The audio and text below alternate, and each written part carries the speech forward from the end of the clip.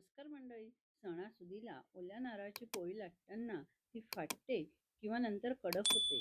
मग ती secret tip फक्त तुमच्यासाठीच आहे.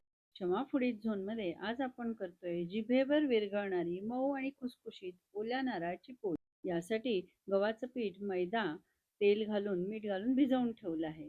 अर्ध्या तासात ते छान मुरेल. खोबरं गूळ एकत्र करून तर सारण केलं, पण हे सारण पोळी लाटताना बाहेर येऊ नये म्हणून यामध्ये घातलंय 2 चमचे भाजलेलं बेसन. कणिक छान मुरली आहे. छोटासा गोळा घेऊन पीठ लावून याची पारी करून घेतली. हवं तेवढे यामध्ये सारण भरलं आहे आणि आता हलक्या हाताने ही पोळी लाटून घेतली. अगदी हलक्या हाताने लाटावी.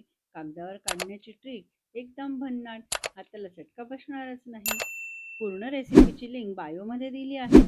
यूट्यूबवर जाऊन क्षमा फूडीज झोन चॅनेलला सबस्क्राईब करा आणि इन्स्टावरती फॉलो करून पेजला लाईक करा. धन्यवाद.